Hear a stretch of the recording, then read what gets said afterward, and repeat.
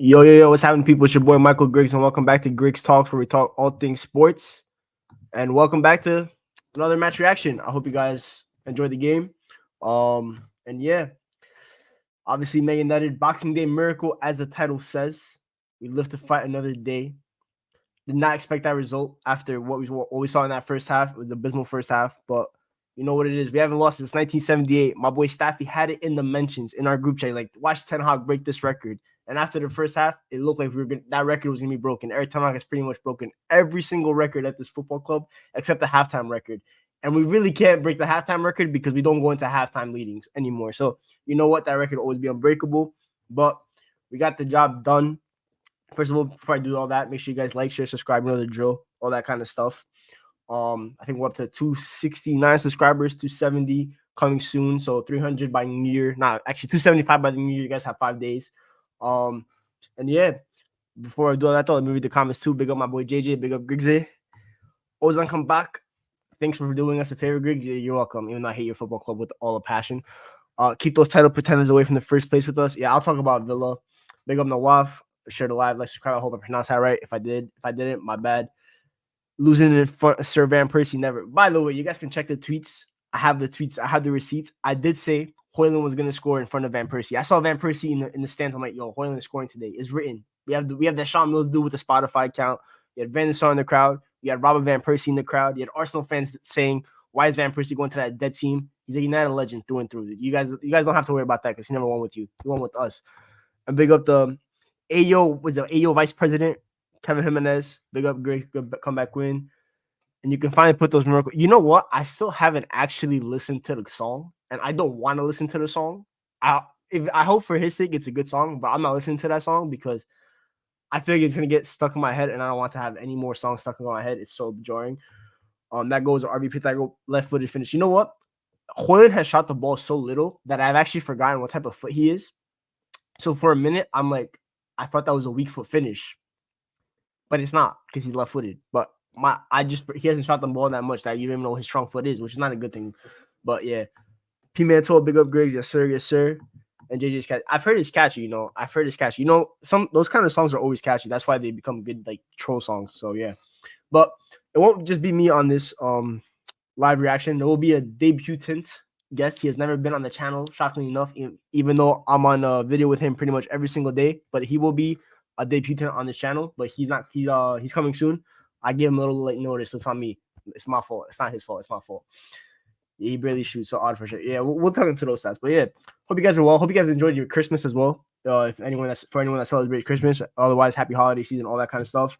And yeah, let's actually start. I'll give my quick thoughts on the game. Obviously, for some reason, I was confident we were gonna win this game because it's just so Man United to win this game. Obviously, the new ownership got announced on on Sunday morning. Check Staffy TV for our live reaction to that. So I'm like, yo, new ownership bounce, new partial ownership bounce, not even new ownership bounce, not even full new ownership, new partial ownership bounce. It was announced that Sir Dave Brailsford was gonna be at the game today. So an owner was at the football match for the first time in like 10 years. That's good.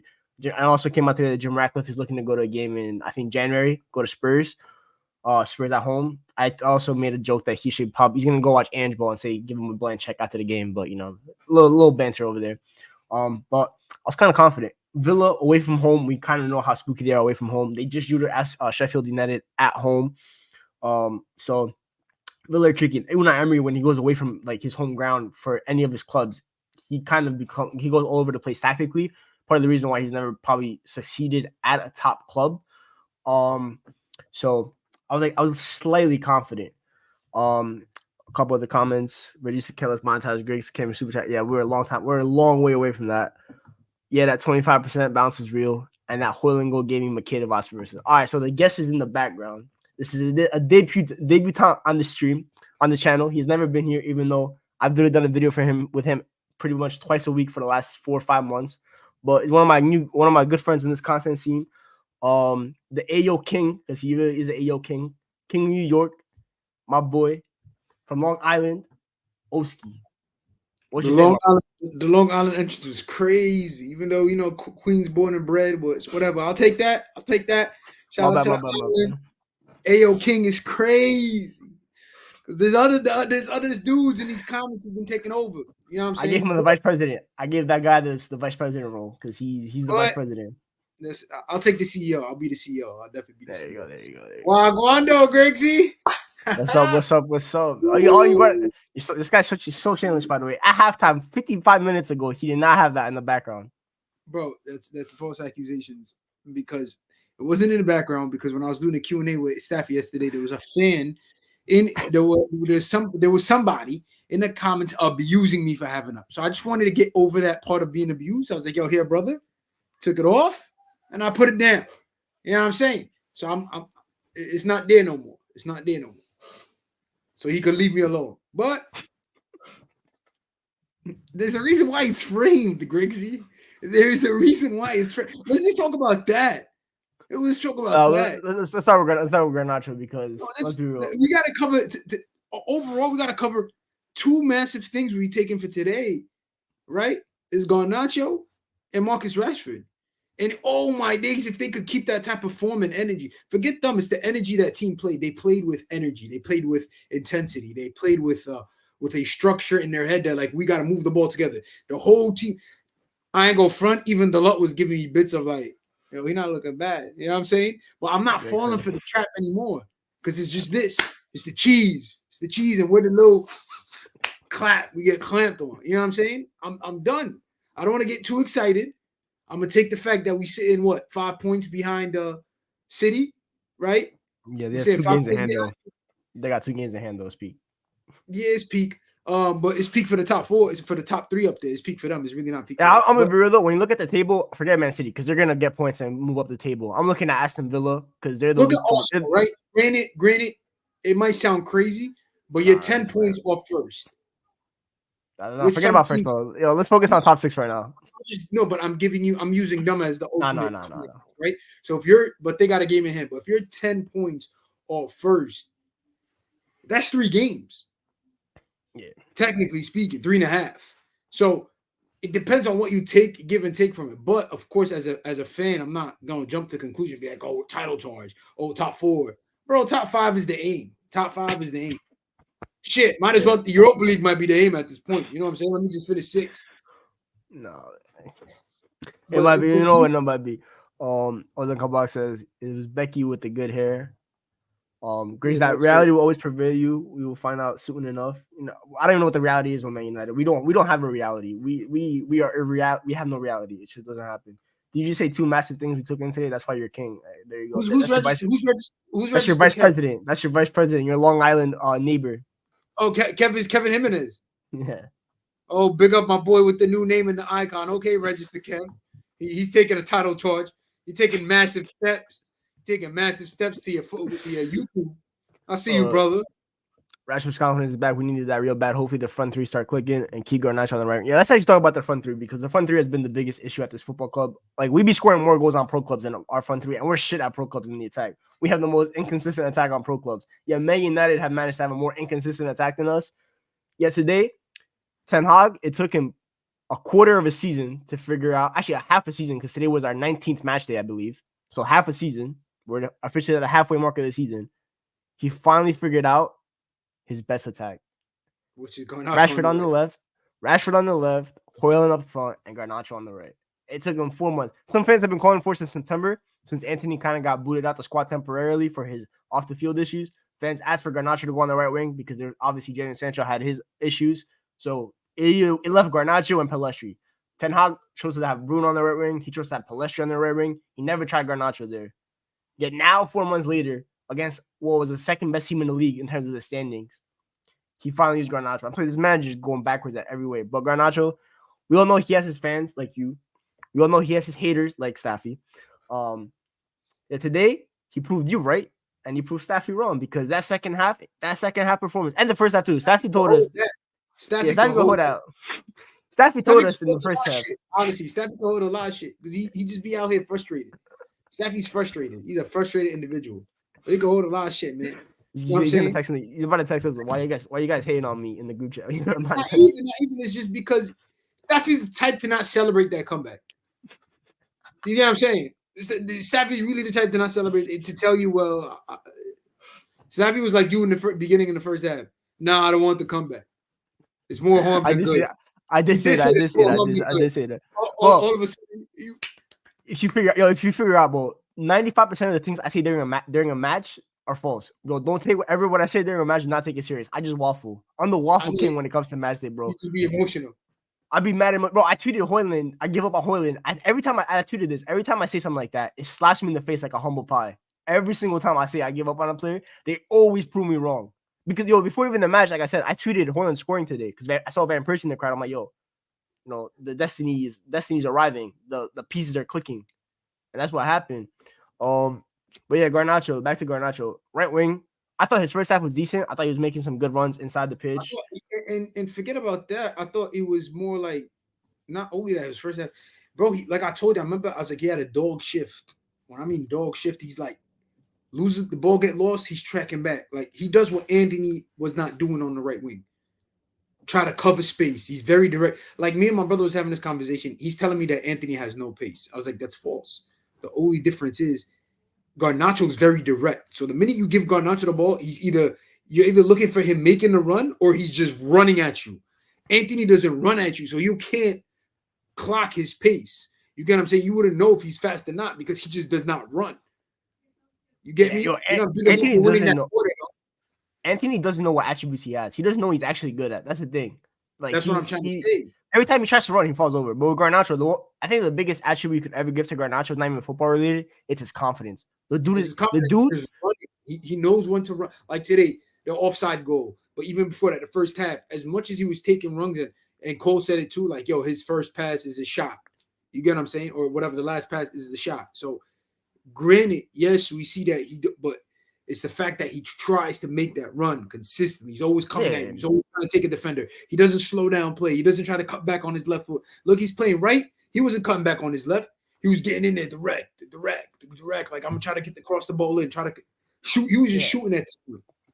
And that's that. And that May and that we all know. You have to forget. You have to obviously be good enough for the pitch, but if you're not confident enough, you're not going to survive at this club because it's going to eat at you if you're not confident. You have to believe that you deserve to be on that pitch.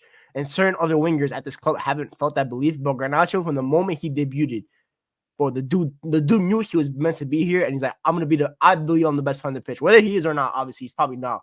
But he's like, I'm gonna prove to myself why I am the best player on the pitch. And today he did that because, like you said, he kept running. He had about 5-6 good opportunities in front of goal, whether it's passing and shooting. And the first shot was decent. He tucked it in near post. I think that was an offside goal, I believe, right? I think the one where he rounded the keeper. Yeah. His first goal was actually a tapper, and the second one, good finish on his left foot, weak foot. Garnacho, I criticize his ball striking all the time, but today's ball striking was actually clutch. And then his wing partner on the other side, Marcus Rashford. Me and you have probably been his biggest defendants in terms of we like kind of keep the penny stocks there no matter what, whether like through the bad times and through the good times. Like there's still a player there, even though he did deserve to get benched at some point. But today he proved why he's still the best player on this team in terms of like the front six. For Man United to be good, Marcus Rashford has to be good. If Marcus Rashford isn't good, the team. You know what it is, Staffy? It's, I called you Staffy. That's how long I've been getting on freaking Staffy show. You know what it is, Griggsy? That's crazy. I've really been on that show too much. So this is my thing, right? It's like knowing I'm a good, for example, panelist. But if I'm consistently coming up with you, Cole, and Staffy, and whatever, and Temmie, and like that's the consistent 5 or the consistent whatever. Now, if you guys are not carrying everybody who's actually good not doing their job, then I'm gonna be shit too. And if I'm shit, even if I'm trying to be good, I'm still gonna be shit because the whole team is shit. And that's why I feel like Rashford is that type of energy. Like if he's not good, the whole team is not good. But if he's good today, like you see when he's on his bullshit, the whole team is like, if you look at last season, he was on his bullshit. Like I'm getting money. The whole team was like, we getting money. Like let's do this. So, but if he's that type of player that, nah, bro, I'm not feeling this today. Well, if Rashford not bowling, why we should bowl? That's like, you know what I'm saying? That's how I see. Like they rely so much on him that if he's not bringing it consistently, then. But today he was last season's Rashford, trying to get in, trying to cause. He saw Ezri Konsa. He saw Ezri Konsa. Like I'm calling ISO on you every single time. I'm taking you down the line, whether it's gonna be a good opportunity or not. I'm taking you down that line. And like you mentioned, I tweeted this last year too. I said Rashford is papering over the cracks for Ten Hag. He's carrying this attack by a lot. And you're right. He's the franchise player of Man United. Whether you believe he's good enough to be that, that's a whole other discussion. But as at this current moment in time, he's the franchise player of Man United. And you're right. This goes for every sport. You go as far as your best player can take you. You follow your best player's example. And I think Rashford needs to also realize this as a leader now because he's not young anymore. He's not 21. And Pogba's in the locker room. Rooney's still in the locker room. Ibra's in the locker room. Where those guys are the vets. He's one of the vets now, especially in that attack, which is such a young attack. He's the oldest one there. He's older than Højlund. He's older than Garnacho. He's older than Antony. Him and Martial are the same age, but Martial's a part-time player now anyway. So it's his attack. He's the leader. So he has that aura, and it's weird. Like, when we said it the first half, we were down 2-0, but him getting on the ball and directly coming at you just gave you that aura. Like, yo, I feel safe, right? Or am I bugging? Yeah, no, you're. He was very dangerous. He was dangerous. He gives you that aura, like, all right, he's cooking today. Like, I feel confident. Something's gonna happen, and that's exactly what happened. Something happened because we just met. We see that. You know what I'm saying?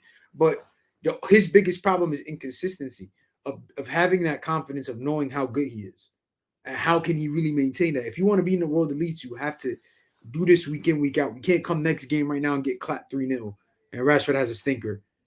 Because he decided to have a stinker. You get what I'm saying? It's sad because we all know what his potential is, and like we saw it last year, bro. He was going toe to toe with the best in the world last year in terms of stats. For 3-month stretch, he looked like he was the best player in the world because every time he got on the ball, I saw he was scoring. Like I haven't felt that in a very long time at Man United, where a player just gets on the ball. Every time he got on the ball, I was just like I said, I was just more confident, like how we do something. But we also got to highlight the midfield, Griggs. Because go ahead. Eric, even as much as Bruno pisses me off, he's so annoying today. He's so annoying because it's like you can't. But is that the midfield you want to play? Because as much as Eriksen wasn't really isolated. He wasn't like way up there. He was like mid-ground, where he was just enough to track back. Because if you look at the both goals, they really weren't deadly on any break, even though they was playing a high line. There wasn't any big chances except the one to Johnny Evans. I thought that was very big. But 2 goals were off of set pieces. One was a fluke and the other one was a fluke. Bro, I said this, bro. I tweeted this, and some guy got mad at me in the comments. I said Villa showed up today to lose. They did not want to win today's game because any real team, any legit team that actually has any hope of contending for a title does not play a high line while they're 2-0 up against a Man United that's desperate for a win. They basically played the game into our hands. They looked at Marcus Rashford cook him behind like 8 times, and he was offside about for 5 of them. And like, okay, we're gonna keep trying it. But they're just insane. And I'm like, Villa just played into our hands. And I know I said the comeback, like when the moment you said we're gonna come back, I actually believed it. I'm like, this stinks of a United comeback win. I just don't want it sometimes because obviously papers over cracks. And bro, I can see this team losing on Saturday to Nottingham Forest away, like so easily. But for today, I'm like, bro, this game stinks of a comeback. Old Trafford, Boxing Day, 2-0 down after 2 stupid goals. You're like, and Villa playing a high line, I'm like, yo, we have something for them. And the midfield is not my ideal midfield. I think Mainu and Bruno are my best midfield, but I think Casemiro instead of Eriksen comes in eventually. Yeah.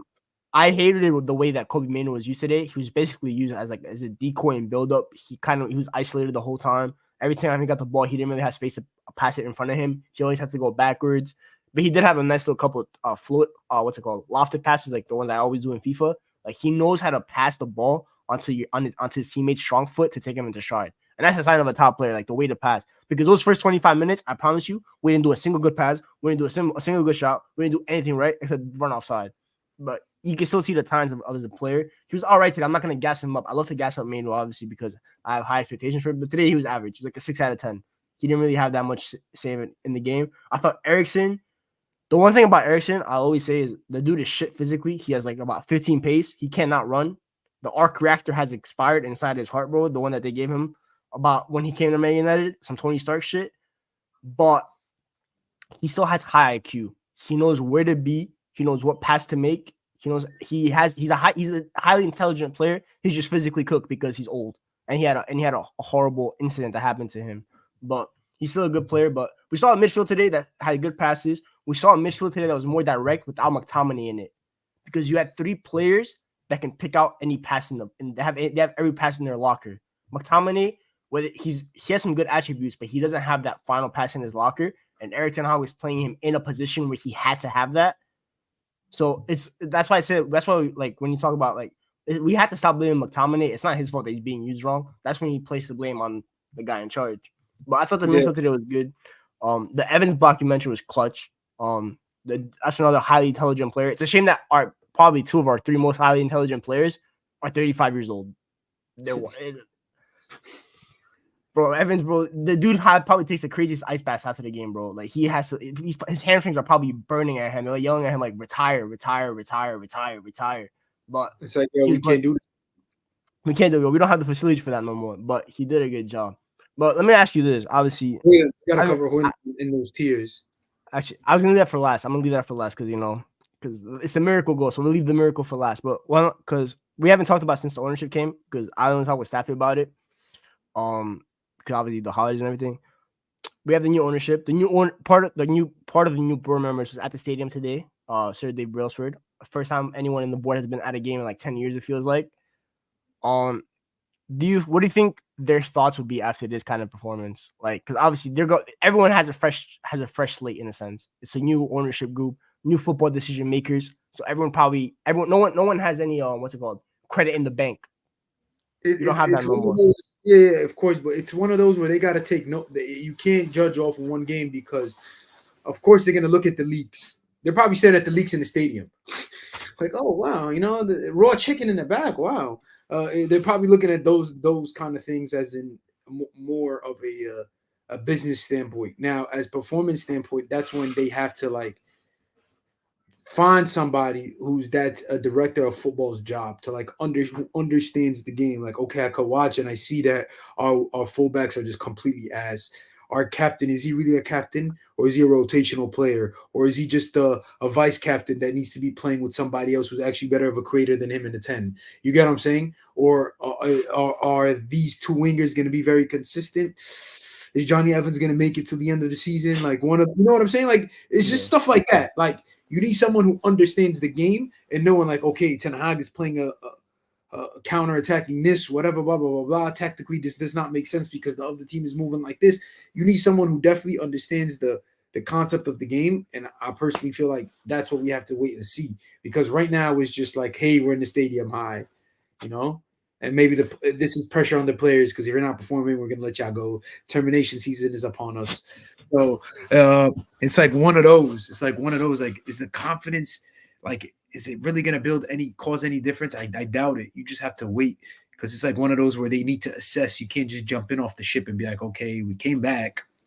That's good news. No, because it's just typical United. That's what we're known for. I don't even remember the Newcastle game under Jose in 2018 where we were down 2-0 and then Jose like put Pogba at center back and some shit and we came back. That's what this game reminded me of. It was like the players like Kevin says the players look like they were playing for ATH, bro. The first 25 minutes it looked like the complete opposite. They had no idea. They did not want to be on that pitch in the first 25 minutes. Varane, who's meant to be one of the best box defenders in the world, had no idea where he was on a corner defending that second goal. He was in no man's land. He was stranded on an island, and he had no idea where he was. And those players look leggy. Rashford, I love Rashford, but like we're talking about, you're the leader now. His body language the first 20 minutes was horrible because he was making runs that were really good, but no one was finding him. He's getting aggravated. He looked at Johnny Evans like, why didn't you pass the ball to me? So the players look very frustrated. Obviously, it makes sense. As a competitor, when you're going through this kind of stretch, you're obviously going to be very frustrated, especially Marcus Rashford, who has like 3 goals on the season. He's used to having about 10 to 12. So he has high expectations for himself. So he's trying to meet those expectations. But it's just a group of very frustrated players, and that's always the hardest thing to probably do as a coach when you have a bunch of these many frustrated players, high level players, well-known players. But he somehow managed to get the job done today somehow through the skin of his teeth, and he lives to fight another day. That's what Ten Hag does. Right now, he's on basically survival mode. New ownership group that have no ties to him at all, but none of those guys hired him. No one that's going to be involved. Murtaugh's gone. Richard Arnold is gone. Darren Fletcher, you're going to be sent with your kid to the academy. You're going to be overlooking your kid now, Jack Fletcher in the academy. That's what it's going to be like for him. So he has to prove himself now. Yeah, I could see what you're saying. I could see, but I feel like it's I feel like they kind of see because it's like he's not a bad coach, bro. Let's be honest. I agree with that. I don't think he's a bad coach. I just think like certain like sometimes you just get to a level where you're not meant to be at. Like it's just, sometimes some things are just too big for you. And I think having the amount of responsibility he has at United, but I think a lot of coaches would suffer at that. And he's not like even Pep Guardiola will probably have a couple like setbacks with the kind of power that Ten Hag got given. But imagine as a manager, you're just given. You have to pick your targets. You have to do negotiations with them. You have to do all this kind of stuff that's not used to happening for a manager. And then you have to go coach at the same time. It's a lot of pressure on him, and that's why a lot of people have said like sometimes like they get why Ineos would give him a little bit of time with a new ownership, with a new like structure, and see what he can coach. And I understand why people think about that. So I'm like, if Ineos choose to give him time to coach, they give him one summer transfer window, for example. They're like, okay, here are players that we scouted that we thought would be good for your system. Now go coach them. You don't have to worry about transfer. You don't have to worry about your like what's it called? A random person showing up into a meeting with a top player. You don't have to worry about that. Like I think Ed Woodward one time sent a banker to go negotiate with like a top player. Like talk about the football structure like that. Talk about the football club. That's stupid. You don't have to worry about that. You're gonna have top football men talking with top players to try to bring them to this football club. The only job you have to worry about is inserting this, making sure that this player can improve at this football club, can fit into your lineup. How are you going to develop him? How are you going to make him work with it within the system? That's what he has to worry about. So now he has to go do that. Now, and we're going to figure out whether he's meant to. And this is where we're going to find out if he's meant to manage at a top level club. He's now going to have to. He's finally going to have the opportunity to prove it with a most likely competent structure. So now we're going to see. But obviously, Ten Hag. Go ahead, yeah. No, I'm saying go on. You're actually you're talking beautifully right now. It's like it's time. What's the saying? It's time to put up or shut up. Pretty much. You don't have that. You're not gonna have the excuse of having John Murtaugh and whoever upstairs no more. You're gonna have most likely a Dan Ashworth, a Michael Edwards, a Julian Ward, or whoever it is. Those guys are proper football men. The eyes will now really be on you because you're not gonna have that Glazer excuse as much anymore. So now, coach, and I've been asking for him, coach, because today we did come back, but the fact that you did something that we've been asking for about 4 months and now you changed it is kind of questioning to me. Like Scott McTominay, why is Scott McTominay coming out the lineup now? Like why this specific game? That was crazy. That was crazy. Why this specific game? Like it has questionable decisions, but obviously we're gonna see, bro. But today, you never know. We've been saying this about 5 times, so maybe 6 times the charm. Maybe this was the game that changed. I'm not saying like in terms of like us being like really, really good and doing anything, but we have 1 game a week now. So we really don't have that many games as much as we used to having. So win against Forest on Saturday. That I think it's the first time we'd have back-to-back wins in about a month or so. Just consistency. I don't think the run is too spooky until like about February because we only have like 3 games in Jan. We have 1 Prem game against Spurs, which is a 6-pointer at Old Trafford, and then you have your 2 FA Cup games. That's it. So there's not gonna be that many games within the next month. So that means more training. We're out. Carabao, we're out. Carabao, we're out. So it's just basically FA Cup, which you have against Wigan, which is gonna go to the rotation players. I'm guessing. So you have that game against Spurs. Other than that, you have no games after Forest. I think Forest is our next game. That's our next game. So, coach, now there's not gonna be an excuse. Our players are tired. We're fatigued. You're not gonna have that excuse. You're also getting a lot of players back in January. Reach is coming back soon. Casemiro's coming back soon. Ahmad's coming back soon. So the depth is there. Obviously, you're losing your top. You're losing your goalkeeper. That's the only excuse. He might have that excuse though. Onana's leaving, right? Actually, the next couple games is actually food. So we got Forest away, Wigan away, Spurs at home, Wolves away, West Ham at home, Villa away, Luton away, Fulham at home, and then Man City away. Like, that's low key. I think we could. Last year we were confident with those kind of games. This year we're not. I think it's doable, brother. Yeah, we'll see. But let's go through a couple of the comments. The fraud Mike Das is here. Ten Hag in. Former Liverpool sporting directors are not coming to United. You never know, bro. Money always talks. Money always talks. That's the way the world works. Money always talks. You never know what Ratcliffe might offer them. Ten Hag will get sacked regardless of results. I feel new DOF structure always wants to be manager. I mean, it is true. Honestly, but the thing is, Ten Hag is obviously going to have the opportunity to talk with them, like legit, like they're gonna have a meeting, and he's gonna give. Last time, you know what happened? United had to present themselves to Ten Hag, right? When he got hired, it was more like he was interviewing us rather than we were interviewing him. Now the tables have turned. He's now officially doing an interview on why he should be Man United manager. He's not gonna be getting interviewed by people that don't know about the sport. He's gonna be getting interviewed by proper men. The Ineos hire, whether it's at Mercedes, whether it's at Nice, they hire top of the top. He's gonna have the opportunity he's gonna interview now. So you're gonna have to set your plan, and you're gonna have to actually like provide a plan that you're gonna follow to a T. So if you bring up Ajax principles to them, you better actually show us Ajax principles, because otherwise you lied to them again. So let's see what happens with that. Any other comments? We got clapped by Bournemouth. Yo, low key Bournemouth are a top team. You guys gotta stop. I told people Bournemouth are finishing top 10 in this Premier League, bro. People sleep on Bournemouth, bro. Stop that. Next JJ's clip for him. We got. It don't mean they're a top team. We get clapped by them 3-0. Come on, now they're a top team. I know, obviously, we should have gotten slapped 3-0, but people acting like that's some like Bournemouth from like 2000. No, they're a mid-table team, but they're not a team. They're not a team that clap you at home 3-0. No, that was embarrassing. But I'm saying people thought it was like, even me, I'm like, maybe the kind of easy dub. Got to the Chelsea game. Yes, Jake L. Y'all haven't seen this man's name in forever. Shout out Jake L, bro. It's been a while, bro. Yo, it's been a minute, bro. Hope you're doing good, bro. Hope you're doing good. Is Paulo Maldini a good DOF? I don't know his track record. Maldini is decent, but he's not someone I'm looking at. I'm looking at a little bit more. The thing with Maldini is like he's only worked at Milan, and that's like his home club. So like he always had like he probably has a different mindset when he approached them than he would like another club, because Milan, he just kind of tried to bring Milan to the way that he knew Milan. Man United is different, because I like it's gonna have to be a whole different task. I need someone a little bit more experienced as a director of football, to be honest. But he's decent. Bournemouth is a team. We should be doing Bournemouth. I'm just saying, like, they're a good team. They're actually really well coached, and they've shown that in the table. I think they've gotten like 18 of the like last 20 points or something like that, which is crazy. But let's talk about the elephant in the room, in a sense. The miracle boy, a Christmas Day miracle, a Boxing Day miracle. Rasmus Højlund has finally scored a goal. I don't have to see that TikTok anymore. That dude doesn't have to do any more TikTok live streams anymore. He doesn't have to film football videos. He just has to go back to making music.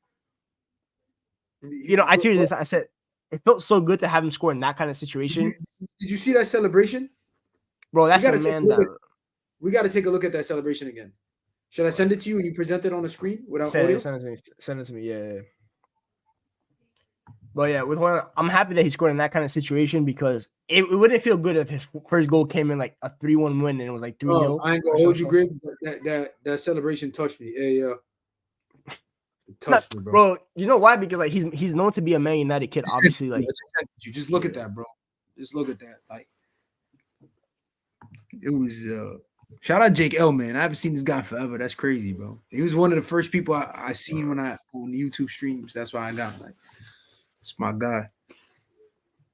Shout out Jake L, man. Shout out everybody else in here. JJ, Mike Dash, that Herb. There you go. Look at that, bro. That's passion, man. Bro, look at that. Look, he's about to cry. Look, when he puts his head back. Yeah. Now, yo, JJ, you got to show the white horse energy. He's crying in McTominay's arms, bro. JJ, you gotta show with the white horse energy. Like white horse crying after a 4-0. Oh man, look at Onana. Look, everybody just like he can't take it. He can't take it. Hey yo, it's over for that. No, that's emotional. It ain't the white horse energy, because white horse cried after scoring the fourth goal in a 4-0 win. That's when white horse cried. That's crazy. That's like you're doing too much. This is a kid that's came in with a lot of pressure. 72 million price tag. Slander from all over the place. 0-14. They were calling him 0007. That's what they were calling him. And he got his goal in front of the Stretford End in a winner on Boxing Day, which is, I think, the biggest day of the calendar year for the Premier League, because the day after Christmas. So it meant a lot. So I'm happy for him. And now, I've always said this about Højlund. I said if he's gonna the moment he scores the goal, it's gonna be another AO again. The floodgates will not open. No, you see Daniel's picture. You're Herb, honestly. You're the biggest Herb of them all. But Højlund now, I've always said that he could be a form striker. So for me, like, I really need him to score again on Saturday or whenever we play against Forest Sunday. Get that second goal right away. And have like about a 4-game run where you score on each of the 4 games. That will show to me that, okay, it was just a rough start. You struggled in the beginning of the season. It happens to everyone. The pressure of being Man United is number 9. You have no veteran to lean on. You don't got Udonis Haslam, your veteran strikers, Anthony Martial. So who already has a big fan base within the club as well. Don't forget that Anthony Martial, the dude will always have the streets of Man United fans because of what he did for us 8 years ago. So yeah, but give me your thoughts on Højlund. What do you feel about like him scoring that goal, and like what do you think can now happen with him? See that's very emotional as a striker when you get to play game in and game out. You get subbed out, you didn't get your goal, and that's your job is to score. And it's just the moment how you scored at home for your home club, your fanboy club, whatever, homegrown, whatever you want to call that shit, and it just like defines happiness. You get what I'm saying? Like we were happy to see that. You get what I'm saying? We would goal or not, like that goal lifted our mood. Now imagine being that person who that's your job to do, and you finally, it's a bittersweet feeling. Like it's so much emotions you don't know how to handle it at that point. It was a good goal, so it wasn't just like it was like some good finish, posting in, good turn and like off the on in the air, like bombed, and it, like it gives you hope for the next game. It gets you excited. But I've been saying this all season too, like yo, they needed that. They need Brentford game, Sheffield game. We needed that last minute. Yeah, the games like this that changed the season. I said that mad times. I'm gonna say. Yeah, it's actually never worked. It's never worked. Yeah, I hear you. I'm not saying Højlund gonna go on a 17 goal stretch right now, but there's the other games coming up. It's pretty simple. It's not pretty simple, but obviously we're going in as favorites. No, yeah, I think Forest leak a lot of goals. I think we could get something about against that team. Spurs play very similar to Villa in terms of the high line. They leave a lot of space in behind. We saw when we played Spurs away, we saw how much space we had in the final third. If we had some decent half link play, we could have left with 3-0 in that half. And bro, who knows? The season could have turned around so many times. Man United, we're the team with the margins. But we're the team with margins. Every single game you could really think about, like 85% of our games, you could really come down to one margin. Like one moment of the game changed everything. Like we don't really get slapped around. Like you're like, or bar the City game where they toy with us, right? Like City toy with us in that game. But every other game, you're like, if this didn't happen, we would have against Arsenal. If Garnacho was an inch onside, just a little bit, right? His foot, he kept his pinky toe onside. We win that game. We win at the Emirates against the league leaders. Against Spurs, we should have been 3-0 at halftime, and they weren't going to come back at that point. Like, there's so many games. West Ham, if Garnacho threw a one-on-one, scores the first goal. And Tanaka always says this, and I agree with him. This team always struggles to get the first goal in a game. It always happens with them. And I don't get it. And actually, to be fair, even when in the UCL, when we did against Copenhagen and Galatasaray, we lost or we drew. So this team is like, even today, bro, when we scored, I think Garnacho scored the second goal, right? We conceded a big chance right away. Evans had to make the goal line clearance. Like this team just like they switch off. Like there's actually like a light switch in their brains that actually goes off. Like for some whatever reason. I don't get it. But you never remember, bro. Today, good win. And now we just hope that I'm not gonna say either. I'm not gonna say either, but we actually know what? I'm gonna take something for Culture King. We move in silence. That's what we move in silence. That's what we gotta do. We move in silence. Greg's the reality will prevail. You can say moments, but this football is unsustainable and it will uncover itself. So, you know what? You say that, but today we actually played decent football. Like we didn't really.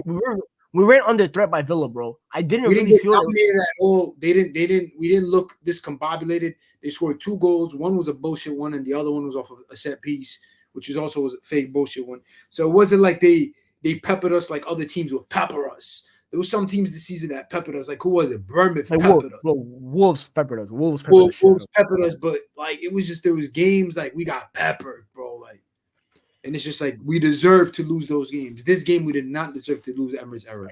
So I thought Ollie Watkins was gonna come in here and like score brace against us. I'm like, this guy's gonna have a field day against us. He was locked up. I don't remember Ollie Watkins' name being mentioned the whole game. I'm not gonna lie. Like, I'll be real. I take this game as a one-off, just like obviously, Man United had to prove to us that they can kind of develop some sort of consistency, and not just wins, but good performances back to back. What's it called? Nottingham is a good game because we're not playing against Steve Cooper anymore. We're playing against Nuno, who's known to be a very rigid manager. He knows how to set up a low block. We all remember our wars against Wolves under Ole. Every single game against him was nasty. It was always a 1-goal game, no matter what, right? You remember those, right? Like when we went to Wolves away, Molyneux, but it was like always 1-0, 1-1. They beat us 1-0. It's always nasty games, and I expect something like that to happen. And they have a good attack too. They have a good attack in transition. Within whether it's like Gibbs White, Alanga, obviously the revenge game narrative is always there. We just saw with Force today. Chris Wood scored a hat trick today, bro. This league ain't real, man. I told people about this league. This league is a fugazi. This league is shit. Chris Wood is scoring a hat trick in Big 2023 against a Champions League level team, by the way. Chris Wood is idol. No, he's not. That's my guy. Hey, he played for Newcastle. He's one of those strikers that could bite whenever, bro. To be fair, he is. But they have what's it called? Forest have good players. So they're gonna be a threat to us. Yeah. Here we go. Baby Timmy's in it. Yo, I have literally created monsters, bro. It's just like, look now, Kevin. He's an alright player. My bad. He's an alright player. Chris Wood will work. Chris Wood is better. I'm not gonna lie. Wood is wild. Don't say that loud. It's just your community, man. This is your influence. This is what you've taught our youth. Hey, yo, Army. You know what Mardini's probably saying to kids in fucking school right now, bro. Bro, all I said was Chris Wood is as in he's a player. He's as a player. I'm not checking out no Northman. Come on, man. I got a little season into me, brother. He's in New Zealand, by the way. He's from New Zealand. Slanky Nation. I told people down Slanky. They booed me. They say he's not making that level. Guess what? He's at 11 Premier League goals within about 18 games. We still have another 19 to play for him. And he's gonna hit 20 goals in the season. 20 goal season striker, not good enough for Man United. But you know what? Next. Let me stop. Of course you're not. You don't respect Dom Slanky. Of course you don't. Let's get Benzema. Yo, shout out Remedy. He said that Dom Solanke could go to Real Madrid and he'd help them win the UCL. I stand by that statement. I agree with that statement. Dom Solanke, Jude Bellingham link up is crazy. Shout out Emirates Era. Pop out for this one. Fact, you gotta pop out for this one, brother. I'm waiting for Omar. I'm waiting for Omar to invite me for a food review. I'm waiting to say that line too. That's what I'm waiting for. I got you. Not hitting the like button yourself. Big up to me. Pop out for this one. But yeah. Anything else we need to talk about? Talked about Hoyland. Talked about Ten Hag. Onana's a spooky goalkeeper, but we say that every single time. He's not a real person. He's like Bayern Deer, bro. It's just not. Onana just like we just gonna have to live with the fact that he's gonna make a mistake every single game, and we're just gonna have to hope that it doesn't cost us for the time being. That's about it with Andre Onana. My problem with transition football is to rely on player quality if you don't have world-class finishers and the best 1v1 doing it. You know what? So then go get those players. That's what it takes. Bro, Real Madrid, you think Real Madrid played some beautiful possession football? Bro, no. They just get the best player on the pitch everywhere. They get demons. They get physical monsters, and they go win the game. That's all you got to do, bro. Football's a simple sport. Just go get dominant players, and you'll win. That's it. We don't got to overcomplicate it with pep tactics and stuff like that. 3-1-6. This guy has to be right there. This guy has to be right there. This ain't chess, bro. Leave that for them. Onana's put a crazy save against what? That save wasn't even that good, bro. I swear to God, he died late for that. Link to Bakayoko. I'll leave the Bakayoko links to Staffy because he thinks he discovered Bakayoko all of a sudden. He thinks he's some messiah that discovered this guy from PSV. But yeah, that's pretty much it, guys. Omar, plug your shit. Obviously, you have Footy Fanatics, which Omar has like just dished and just abandoned. He don't wanna record no more. I don't understand why. But I'm not a StreamYard guy. I'm an in real life, bro. So that's we're gonna work on that. We're gonna work on that 2024. This is cute and whatnot, but I like to get drippy, sit in front of a camera. You know what I mean? Feel me? Facts. Footy Fanatics was lit, bro. I'm telling y'all, Footy Fanatics was lit. If y'all ever watched some episodes, I'm telling y'all, we used to get it rocking. It's gonna come back. Footy Fanatics in the works of the comeback for sure. 2024 is gonna be our 2024 is gonna be our year, guys. That IRL shit will happen eventually. I don't know when, but it will happen, and we're gonna have a fire podcast, and we're gonna go global with it. We're gonna go platinum. But yeah, obviously Omar, obviously make sure you follow him on Instagram. That's where his main platform is now. The food reviews are always fire. I would love some Twitter followers. Trying to get myself. Yeah, follow my Twitter, bro. Some of you guys are definitely here for my Twitter. Obviously, I just hit 1900. So make sure you guys will follow Omar. He's trying to get that third what's it called, source of plugin. Yeah, I'm up on all social platforms but Twitter, and it kind of makes me feel weird. Like Twitter, you know what? Twitter is a lot different than all the other ones. All the other ones are very similar with each other. Twitter is its own source. It's so weird. But obviously, make sure you guys follow him on TikTok, Instagram. I think that's just at Oski. for 5 food reviews because hey Omar, bro, there's a lot of good food reviews out there, but Omar, he keeps it as fire, and he has a little ayo moments in it too to make you laugh. It's not just what's it called? Educational in terms of like you learn about food and stuff like that. He also makes you laugh. It makes you what's it called? Involved within the food review. He feels like you're actually trying the food within itself, even though you're not there. And as for me, you guys know my Twitter, Griggs Talks. I will be making a brand new TikTok. I'm gonna kind of rebrand it. Start on there. I just got a couple Christmas gifts that are gonna help with the TikTok. And yeah, obviously you guys can also catch me on Staffy TV. I always gotta plug his channel. We're going live at Saeed's today, by the way, at 7:30. Was it 7? It was actually at 7:30. I thought it was at 7:00. No, he said 7:30. Oh, he did. He actually. Okay, I actually eat some food. Oh, that's fine. So 7:30. Make sure you guys follow on Saeed. We always the late night vibe show, aka America Talks, because I'm gonna rebrand it myself if I have to. It's America Talks. It's basically just us on there. But big up Saeed and big up Staffy. I'm basically the vice president of his own channel, so I'm gonna plug it every time as well. Make sure you guys follow him. I think he's at like almost 2,500 subs, so make sure you guys get him there. If any of you from here aren't subscribed, I know most of you here are from Staffy TV anyway. So yeah, and that's pretty much it. Omar, amazing debut. Thank you, sir. I've been waiting for a video to actually bring you on from. I was trying to create a special video for you, just for you because. And it couldn't be better without the not just going to brace, right? There you go. It was written in the stars. It was written in the stars. Like it's WrestleMania 28, bro. Written in the stars. There you go.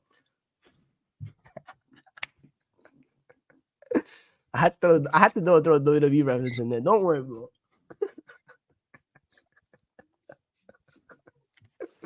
I don't know what he's talking about.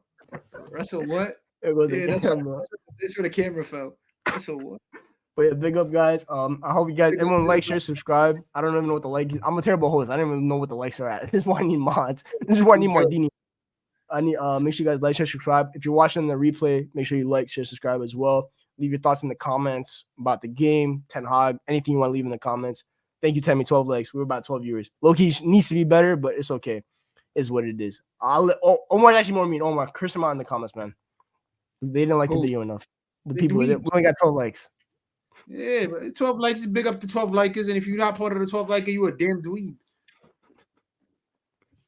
That's pretty much it. And in terms of content coming up, match reaction whenever the hell we play next. I don't know when the hell we play next. I don't even care when we play next. Honestly, it is whenever we play next. Whenever we play next. But NBA video will be out this week as well because Jalen motherfucking Brunson is the king of New York. That's the king of New York. Don't let them say anyone else. Kenny Smith on TNT said Jalen Brunson not gonna be the best player on the court every time he plays. Guess what? Mr. Greek Freak and Mr. Damian Lillard got cooked yesterday on Christmas Day. He cooked up his own Christmas team on MSG. So make sure you guys check out NBA content. It's coming soon, NFL as well. So yeah, that's pretty much it. Big up, guys. We'll catch you on the next time. Peace.